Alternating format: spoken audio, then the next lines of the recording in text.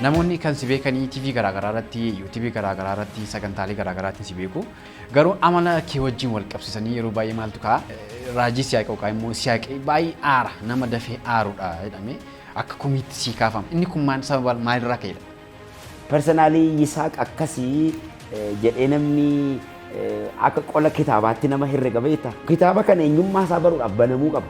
So Yisaaqee akkasii jedhamee haasa'amuu ni mala. Inni haasa'amas beekasi. Isa jalqabaa nama eenyummaa koo tuqu hin fedhu. Inni dafee aara jedhu an dafeen herregachumatti hin buusa kanaaf hin bulchu ani. Jirman irraa argame kana nama ceepha'u hin fedhu ani. Irriba keessa taa'ee jeeqa beektaate Waaqayyoon ta'e morma Phexros. Phexros jiraa isaanii abjuudha illee Ayuudiin. Raaji akkas taanaani fannifamuu Yesuus garaagarummaa hin diigne moo diigeerannee akkasumas. Fannoo booddee inni jiru uumama haaraadha. Gama tajaajila keetti caalaatti indaam ejjennoo sa'aatamma qabdu kanaani kan namoonni baay'een si hordofaa jiran baay'inaan jechuudha. Amma komentiin akka jirutti. Sirrattoo miira maalii uume kun? Siumarratti. Haqan qabu bulchuun barbaadu. Haqi waan bulfatan miti. Akka kanatti dhageettii argadheera yoon ta'e gara gama sanaani baay'een itti gammada. Natti tola. Caalaa akkan hojjedhu adaraa cimaa natti taa'edha yaada. Garuu siyaasan hojjedha miti. An siyaasa boriisin arrasin hojjedha. Dhugaa dubbachuun siyaasa nama jechisa taanaan garuu dhugaa yoomuu nan dubbadha. Fayyinaa keessa galuu maal jedhamani gaafa lammaffaa dhalatee kaasee kiristaana namitti isaan kana kiristaanni kun eenyummaa isaa akkamitti haa ilaalu? Qomoo biraa keessaa kam keessaa yoo dhufu ilma Waaqayyoo irratti ejjennoo nuyi qabnutu tokko nu godha malee nuyi yoomiyyuu tokko hin taanu boriisa arras. Yoomiyyuu mana tokkotti gallee tokko hin taanu. Bakka nuyi tokko sechi tokko hin taanu kan tokko nu godhutu jira malee. Addunyaa Waaqayyoo keessatti boriisa galluufi borgaa fudhannee ilaalla akka iddoo teessuma keenya. Waaqayyo Abrahaamiin gaafa waame lammii kee keessaa saba kee keessaa biyya kee qomoo kee dhiisii kottodhe. Achi as dhufee iddoo isaanii wajjin amma dhuftee Israa'el bira geessutti aadaan Israa'elootaa jijjiirameera.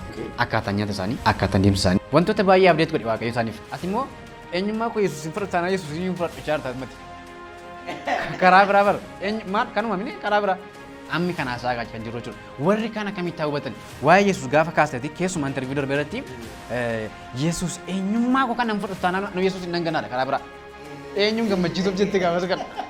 Eenyuun gammachiisuuf wayima akkamitti inni maal haa jedhu Yesuus maal si haa jedhu kana. Harree inni hin fudhatu taanaan nan dhiisaadha iyyuu akkati. Inni ilaa maal seete?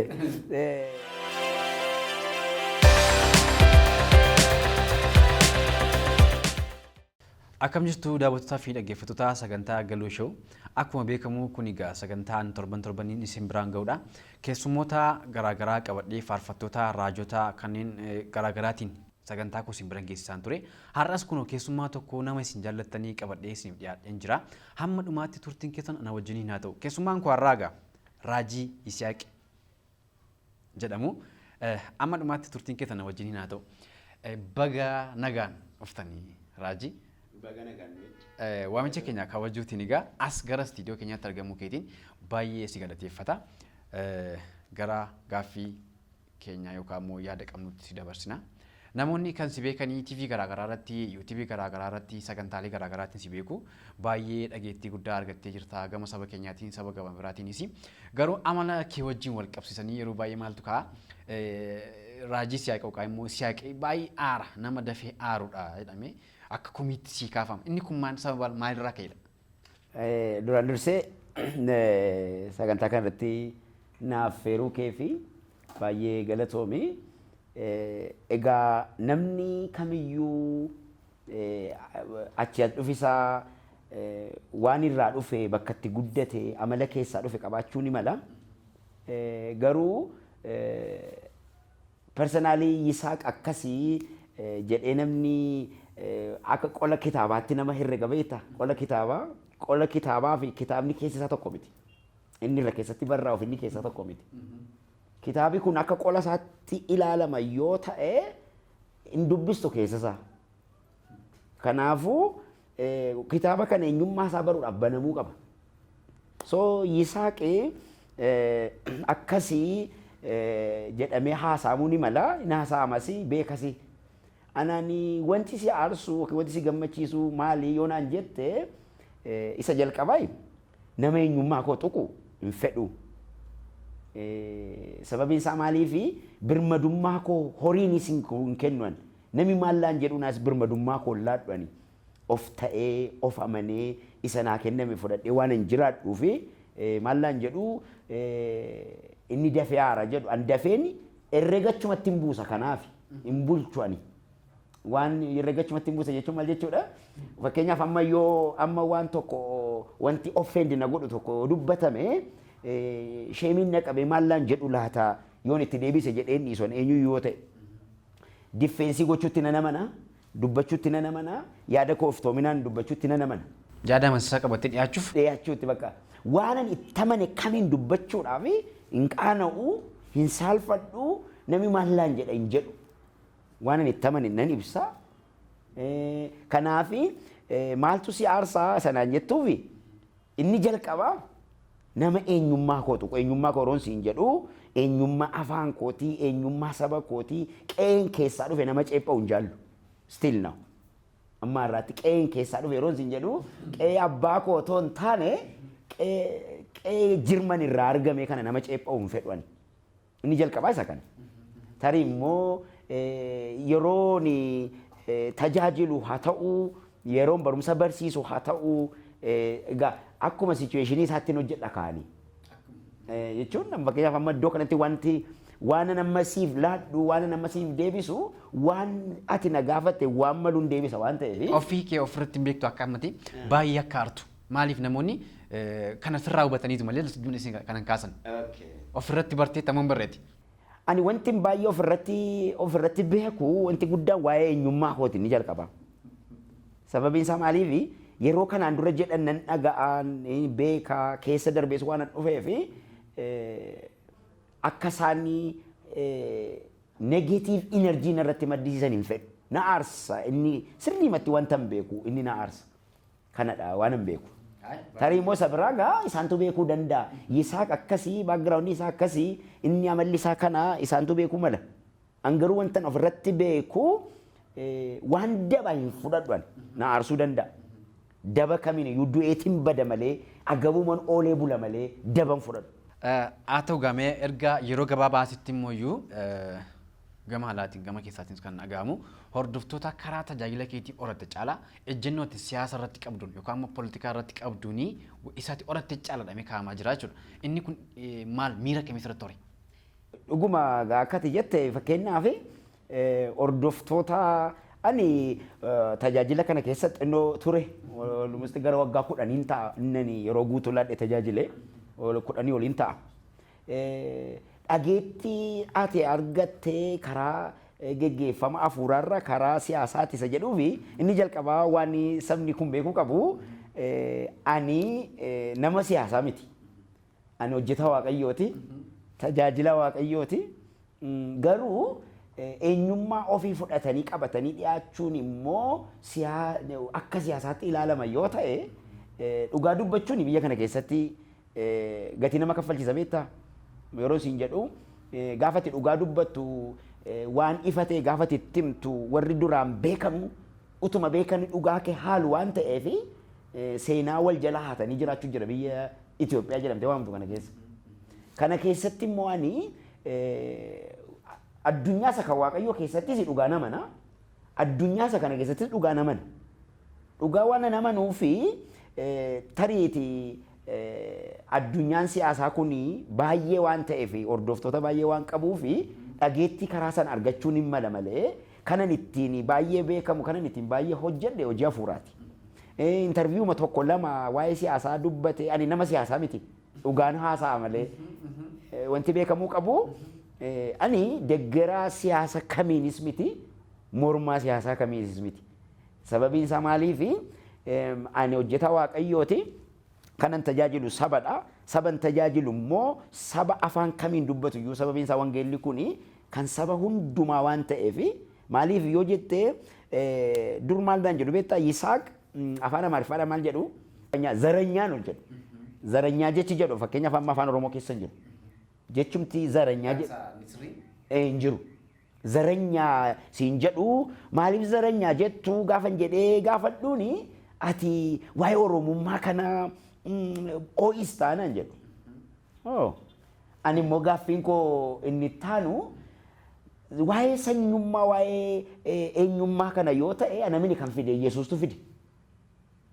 Yeroo isin jedhu Yesuus Oromoo keessaa hin dhalanne, Tigiree keessaa hin dhalanne yookiin immoo Agawoo keessaa hin dhalanne, Qimaanti keessaa hin dhalanne. Yesuus mana Ayuudii sanyii Abrahaam keessaa dhalate. Fooniin iyyuu kan hin dhufe achi. Maal jedha beektaa Macaafni Qulqulluun gaafa dubbatu gara warra fira isaatii dhufe jedha. Warri fira isaas isa simachuu waan hin barbaanne jedha. Warra fira isaatii dhufe jechuun maaliif Oromiyaan dhufnin? Yookiin immoo maaliif Taanzaaniyaan dhufne? Yookiin immoo maaliif Ugaandaan dhufne? Maal hojjeta Israa'eel? Ayyee maal jedha Wangeela Yohaannis boqonnaa tokko maal jedha? Gara warra dhuunfaa isaa ta'eetti dhufee jedha. Warra dhuunfaa isaa ta'e jechuun Ayuudiitti dhufe. Yoonaasin immoo gaafatte Yoonaasatti eenyu ani Ibirtichaa jedhe. Ani Ibroota ani sanyii akkasiiti. Garuu immoo hojjetaa Waaqayyooti ani jedha. Amma ani amma waltajjii kamiyyoo gaafa hin qabadhu lafan turettis manan turettis akkamiyyoo jette isa jalqabaa eenyummaa koo amanee jalqabaan. Ani akkasi. Warri afaan Oromoon dhageenye yoo ta'e ittiin isin hiidaa. Garuu ani akkasi afaan Oromoon ani barsiisa afaan Oromoon ani hojjedha yoo hiikuu barbaachise immoo hin hiikne. Amma kana gaafa jedhu eenyuudhaanii jedhu ani Yisaaqi. Ani Yisaaq immoo eenyummaa kootti nan amanaa eenyummaa koo nan fudhadhaa waan Waaqayyo naa kenne kana jaalladhee wajjin jiraachaa jira. Kanaafiyyuu siyaasa hordofaa isa garee amma jecha nama dubbadhu kun siyaasa jedhanii yaaduu malu. Siyaasa miti kun. Al takkaan tapha kee gara duddubaatti deebisa. Yesuus kan dhufe gara firasaa yookaan immoo gara saba isaa itti amma Macaafa Qulqulluu keessa gara maalitti nu deebistee jirta amma Israa'eloonni iddi ka'umsa isaanii Abrahaam gara idda Abrahaamitti akka dhufe haasaa jirta. Yihuudoonni inni immoo gara Yihuudotaa dhufeedha. Yesuus Kiristoos gaafa dhufe jechuudha. Yihuudoonni kan beekaman immoo hojii isaaniitiin gaarummaa gochuu isaanii namaaf amantii jechuu isaanii nama ho'uu isaanii amantii isaanii wajjin wal qabsanii eenyummaa isaanii sana kaasuu isaan. Akkas taanaan sabni Waaqayyoo Yihuudota yookaan immoo Israa'eloota qofa. Utuu Yesuus hin duune ta'e amma ergi Yesuus du'eeti Ayuudiin hin jiru, dhiirri dubartiin hin jiru, Oromoon Amaarri hin jiru addunyaa isa kan Waaqayyoo keessatti. Amma maaliifi keenyan diinummaa gidduu ture sana diigee jedha. Warra fagoo turan ofitti fide jedha. Warra dhiyoo turan isin waame jedha. Yesuus utuu hin duune ta'ee sababiin isaa maaliifi dubartittiin isheen ijoollee ishee jala mucaa ishee jala dhukkubsate tokko Yesuus bira dhattee maal jetteeni maaloo mucaa koo naa fayyistaa laataa jennaani nyaata ijoolleedhaa jedha. Saree jalan saree fillaatamu jedha. Karaa bira maal jechaa ni jira? Arrabsaanii jira. Ani warra mana qeedhaa badaniif hin dhufe malee sarootaaf hin dhufne. Sareedha bakka jechuun wanti Ayuudiin alaa kamiyyuu fokkisaadha. Kun addunyaa Waaqayyooti kan maal Macaafa Qulqulluu jedhama. Sababiin isaa maaliifi Phexros biras gaafa dhattu Phexrosiin abjuudhaan naqee mul'ataan naqee akka isaa gaditti nama tokkottiin si erga namicha isa gogaa duugu tokko wayitti jedheemi. Ani jedheen irriba keessa taa'ee jee qabee taate Waaqayyoon ta'e morma Phexros. Phexros jiraa isaaniin abjuudhaan illee Ayuudiidha. Nandisanii gote eenyummaa isaatti ani ati Ayuudiidha jedhee waan kenneefiifi eeyyee ani akkasii jedhanii jalqaba. Raaji akkas taanaani fannifamuu Yesuus garaagarummaa hin diigne moo diigeerannee akkaasu. Amammaa after cross ni jennu fannoo booddee ni jiru uumama haaraadha. Amma waa'ee fannoo duraa sitti himu. Fannoo booddee ni jiru uumama haaraadha yoo jenne iyyuu still now amma har'aatti ilaalcha addaa qaba sabni Ayuudii ammumallee fannoo booddee iyyuu ilaalcha addaa qaba jechuun maal jechuudha? Qomoon isaa kuni maal jedha Phaawulos beektaa? Irribatu isaanirra jiraaf malee amma dhufaatiin Yesuus kan inni ta'u gaasa kana warri teoloojiyaan haasa'u malu nuyi fayyineefi jedha Phaawulos. Nuti warri Ormooti kan isin fayyina argattaniif nu jedha Phaawulos iyyuu warri fira isaatii kun waan rafaniif irribi waan irra bu'eef irrafan jechuun maal jechuudha? Dammaqoo miti jechuudha waa'ee afuuraa kanaan. Hundisanii godhame. Kanaaf amma yoona kana ani Ayuudiidha. Yoon jedhe amma nami naaru. Ani falaashaadha ani Ayuudiidha nami yoonaan jedhu amma ni naaru. Ani faranjiidha ani gumuzii ani agawoodha ani qimaanti yoonaan jedhanii anna naarsu. Maaliif baay'ee natti tola namichi sun. Ani akkasi nami naan jedhu ana nama baay'ee na boonsa.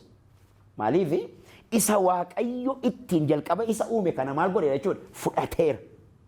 Amma charchii keessatti afaan gumuziin, afaan sinaashaan, afaan agawoon qimaantiin yoo faarfatame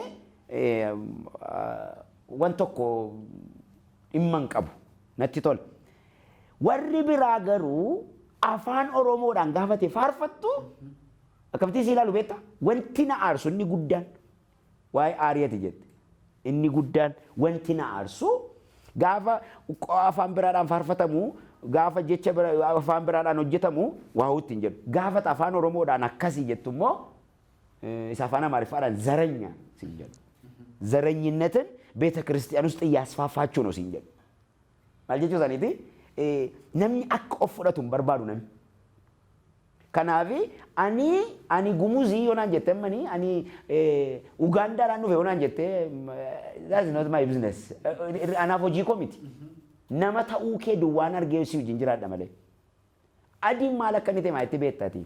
Gogaa masaatu adii gatii ta'ee fi akkuma ergamaa Gabreelii Mikaa'eliifaatti ilaaltee namni keenya iddoo laattiif. Maaliifi gatii bifi isaa kun akkas ta'eef qofa. Kun immoo sirrii miti. Ani immoo isa kuni gaafa namni disgrace nama godhu na aarsa. Ofii koos gochuu waan ani hin barbaanneef. Kana natti fakkaata. Gara gaaffii koo isa deebiin dhufnetti deebi'a. Nufni deebiin kun dhufne yaadni kun itti deebina waan ta'eef isin dabarsa sar. Maaltu itti dhaga'ama? Miira maaliitu itti dhaga'ama? Hordoftoota karaa kanaatiin horratti. Gama kanaatiin hordoftoota baay'ee horratteetta. Gama sanaan garuu sana caalaatti jechuudha. Gama tajaajila keetii caalaatti indaam ejjennoo sa'aatamma qabdu kanaani kan namoonni baay'een si hordofaa jiran amma baay'inaan jechuudha. Amma komentiin akka jirutti. Sirrattoo miira maalii uume kun? Siumarratti. Anirratti moo? Anirratti dhugaa dubbachuuf taanaani amma kana sagalee ta'uu nan danda'e taanaani I'm very happy baay'een gammada. Maaliifi dhugaa saba keessa jiru dhugaa saba keessa jiru miti amma naaf dhugaa na keessa jiru dhabalee na naase. Ana jechuun saba kootii dhugaa saba keessa jiru miti amma. Dhugaa na keessa jiru waan ta'eef waan an beeku waan ta'eef ani beekumsa xiqqoon qaba sii galee. Beekumsa xiqqoon qaba. Waan an xiqqoo qabu kana garuu bareechee dhiyeessuu dubbachuu nan danda'a. Sii galee xiqqoon beeku bulchachuun barbaadu. Haqan qabu bulchuun barbaadu. Haqi waan bulfatan miti. Yosee haqa taanaan haqadha. Soba taanaan soba. Nummoo dhugaan qabna jedhee waan nama nuufi waan na keessa guuteen haasaa waan ta'eef akka kanatti dhageetti argadheera yoon ta'e gara gama sanaani baay'een itti gammada. Natti tola. Caalaa akkan hojjedhu adaraa cimaa natti taa'ee yaada. Garuu siyaasan hojjedha miti. Inti beekamu qabu. An siyaasa boorisin arrasin hojjedhu. Dhugaa dubbachuun siyaasa nama jechisa taanaan garuu dhugaa yoomuu nan dubbadha. Waa'ee eenyummaa kee dubbachuuni siyaasa mirga dhala namaaf dubbatte jechuudha. Waa'ee eenyummaa kee haasa'uun siyaasa jiraachuu mirga dhala namaaf haasa'uu keetiin waa'ee eenyummaa koo gaafa haasa'u anamma mirga hireen uumamaan argadheen jiraachuu qaba jedheen amma mirga lamaan jiraachuu qaba man tokko mirga uumamaani mirga jiraachuu qaba. Uumamni kun immoo eenyummaa afaan bifa iddoo naa kenne na uume. Manira seerri mirginni lammaffaa immoo mirga biyyi tokko seera biyyi tokko ittiin bultu. Fakkeenyaaf biyyi Itoophiyaa jedhamtu kuni seera mataa ishee ittiin bulmaata mataa ishee qabdi. Ani Yisaaq addunyaa uumamaa keessaas qooda qaba. Uumaan isa naa kenne keessaas addunyaa seerri nu ittiin waliigallee tumne hojjennu kun immoo seera kana keessa immoo mirga hiree ofii, mirga amala ofii, mirga yaada ofii ibsachuufaatu jira. Seera sammaa Itoophiyaan ittiin bultu keessa ni kanaafuu anamma waan naa kenname kamitti fayyadamuun qaba jedhee tana mana. Si deebisee jedhee yaada. Waa'ee eenyummaa wajjin wantoota baay'ee kaasaa jirtan mati mi'a al takka gara amantooti yookaan immoo sabni biyya lafaa keessaa gara hafuuraa jireenya hafuuraatti gaafa dhufu yookaan immoo gara eenyummaa saasaa Kiristoos fudhachuutti gaafa deebi'u fayyina Yesuusiin fudhachuu hafuura fayyinaa keessa galuu maal jedhamani gaafa lammaffaa dhalatee kaasee kiristaana namitti isaan kana kiristaanni kun eenyummaa isaa akkamitti haa ilaalu? Amma fakkeenyaaf qomoo biraa keessaa kam keessaa yoo dhufu fakkeenyaaf chaayinaan ni jiru gooftaa Yesuusitti amanira taanaan ana Yisaaqii wajjin uumama haaraadha qixxeedha. Tokkummaan keenya silas tokkummaa bifaa, tokkummaa hojjaa, tokkummaa afaanii miti. Tokkummaan keenya tokkummaa sagalichaati. Sagaleetu tokko nu godha malee sagalichi immoo ilma waaqayyooti inni ilma waaqayyoo irratti ejjennoo nuyi qabnutu tokko nu godha malee nuyi yoomiyyuu tokko hin taanu borii sarras. Yoomiyyuu mana tokkotti gallee tokko hin taanu. Chaayinaadhaa dhufee yookiin immoo Ingilizii dhufee yookiin immoo Faransaayii dhufee Ugaandaadhaa Keeniyaadhaa dhufee bakka nuyi tokko sechi tokko hin taanu kan tokko nu godhutu jira malee. Kan tokko nu godhu maali inni Chaayinaa jirus inni Ameerikaa jirus inni as Oromiyaa jirus fakkeenyaaf sagalee tokkotti amanne hundi keenya. Anis ilma waaqayyoo Yesuusitti amane innis ilma waaqayyoo Yesuusitti amane lammaffaa haaraa taanee dhalan.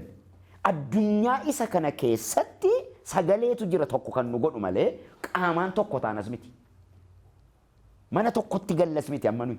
Addunyaa waaqayyoo keessatti bori sagalluufi bor gaafa fudhannee ilaalla akka iddoo teessuma keenya isa deebisuu hin danda'u. Garuu asitti inni Chaayinaas, inni Ingiliziis, inni Faransaayis, inni Oromoos kan tokko nu godhe ayidooloojiidha malee afaan miti.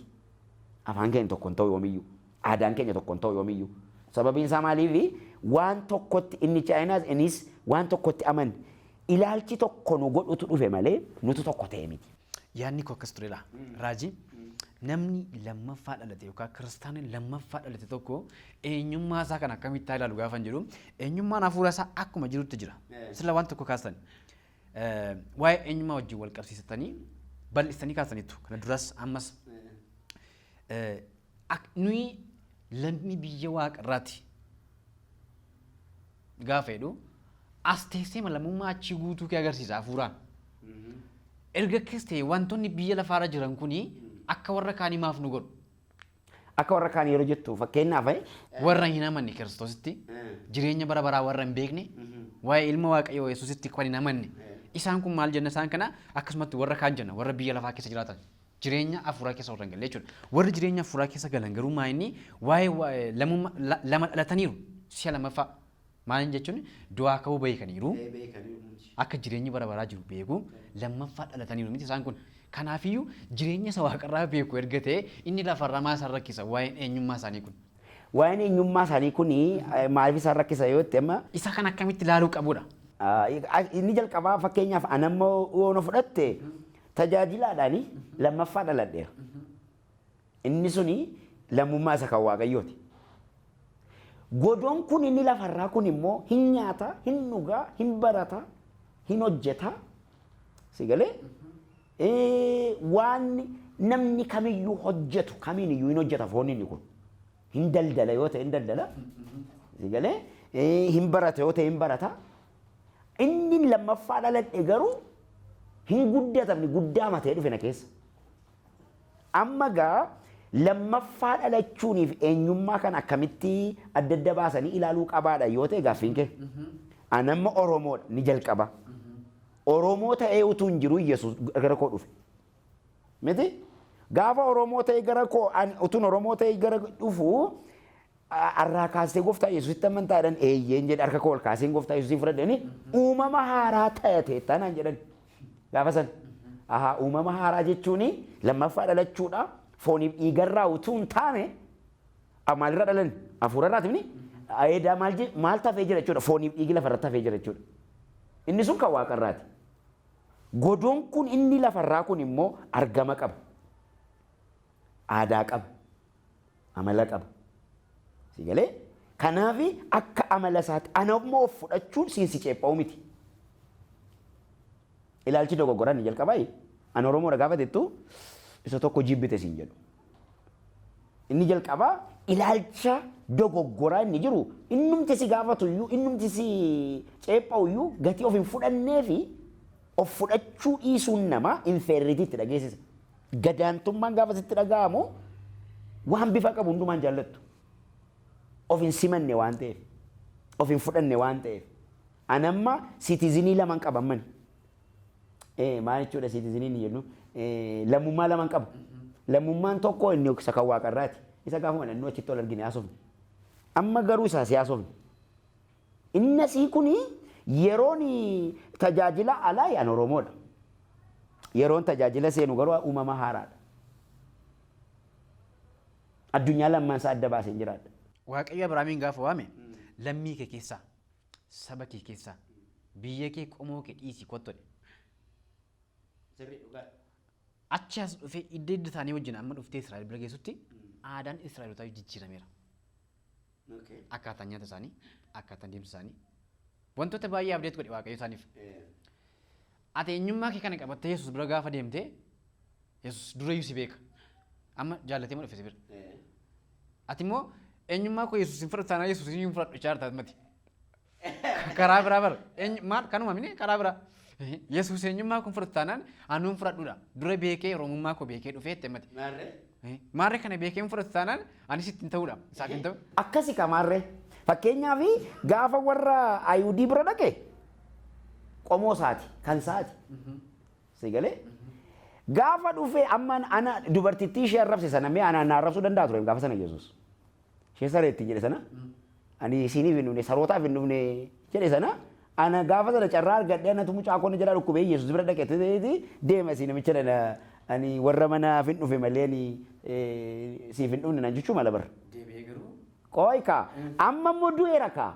Amma fannoo booddee moo fannoo dura haasofnaadha. Ati amma fannoo booda jirta.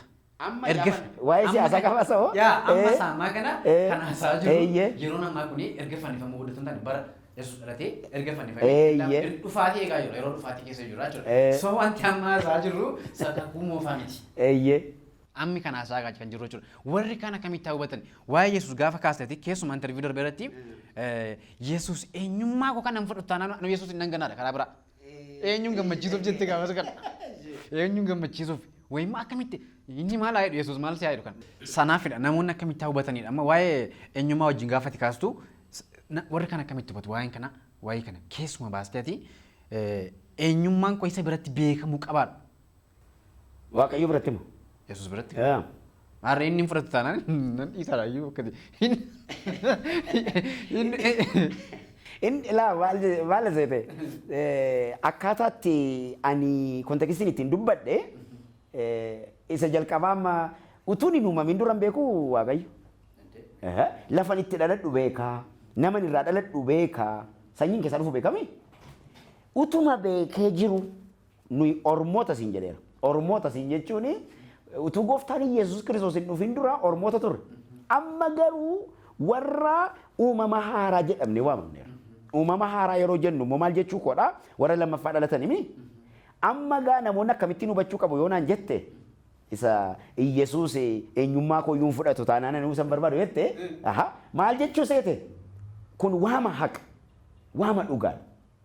Sababiin isaa gaafa namicha isa gogaa duuguu bira dhaqii gaafa inni ittiin jedhu Phexros maal jedhe beektaa?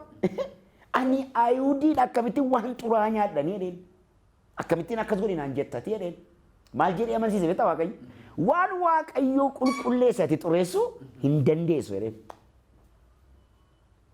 Sigalee waan Waaqayyo kabaje ati salphisuu hin dandeessu. Waaqayyo ana Yisaaqiin kabaje Oromoo ta'uu kootu beeku.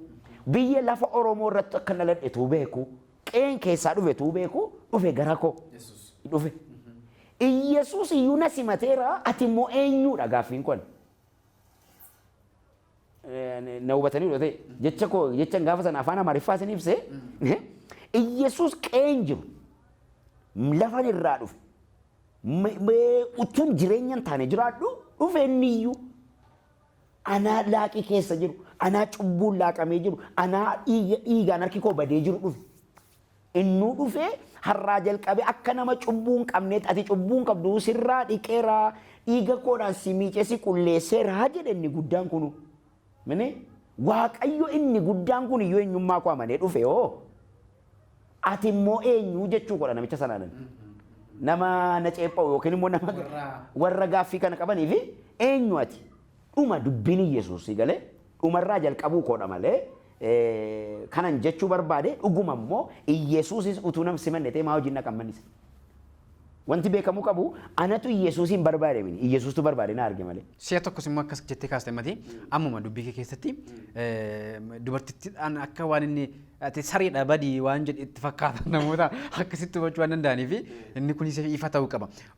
Inni Yesuus dubartittiidhaan akkas jedhe sun waan inni kakuu Abrahaamii fi Yisihaaq keessa ba'ee kakuu Israa'elootaaf kakatame sana akka ishee waan hin qabnetti kaasuu sana hubachuu akka isaan qabaniif kaasimeeti kan. Maaliif dubartittiin Ayihudii miti? Ayihudii maa miti? Ayihudii miti kaa. Maal jedha seeti amma gara lallabaatti kan galle malee wangeela Yohaannis boqonnaan tokko gaafa dubbistu maal jedha jalqaba sagaleetu ture jedhee ergi jedhee haasee booddeetu 12 irra ga'ee maal jedha ወደ ገዛ ወገኖቹ መጣ jedha gara saba warra dhuunfaa isaa ta'anitti dhufe jedha. Phaawulos isuma kana maal jedha fooniin illee jedhee Ayihudii irraa dhufe jedha. Foonuma mul'atuun Yesuus kan inni dhufe eessaati? Si galeera? Garuu hin dhufe dhufuun isaa naan nan fayyimne. Reebamuun isaa naan nan fayyimne. Kan na fayyise anaani fannoo irratti Qolaasaayis boqonnaa 2 maal jedha? Isa nurra ture isa nutti hin toliin sana jedha. Waan inni karaa seeraa barbaadu wajjin nurraa kaasee fannoo irratti cinqaarse jedha. Iddoodha isa dhabamsiise jedhee ka'eetu maal jedha beektaati? Amma gaa nuti fannoo irratti cinqaaresseerani Yesuus. Nuyi ijoollee du'aa ka'uuti ni amma nuyi. Ijoollee du'aa ka'uutti amanina. Du'aa ka'uutti nan amaname deebi'ee dhufuu Yesuusitti nan amana. Nuti isin lammaffaa kan dhalattanii sagalee isa jiraatu irraati jedha. Sagalee inni jiraatu immoo Oromoos miti. Agawoos miti. Qimaantis miti. Gumuzis miti. Sagaleen inni jiraatu immoo Yesuusi. Yesuus immoo kan isa amane hundumaati malee Yesuus immoo kan isatti baqate hundumaati malee Yesuus immoo kan qomoo tokko guddisee qomoo tokko xinneessu miti. Amma. Kanaafiyyuu dubartittiidhaan maaliif akkas jedhee nyaata ijoollee sarootaaf hin laadhu jedhe. Dubartittiin maal ittiin jette beektaa?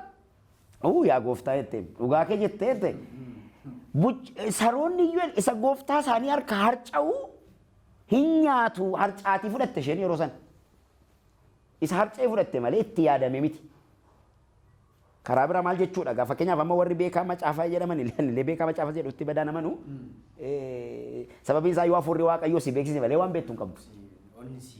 Yoo inni olii si ibse malee ani beekaa macaafaa nama jedhutti si namanu ani. Yoo hafuurri namarra dhufe malee beekumsi hin danda'amu. Yoo olii ta'e malee jedha kaa macaafa jedhanire. Yoo olii ta'e malee waan ati amma gochaa jirtu kana jedhe eenyuyyuu gochuu hin danda'u jedheni Niqoodimoos.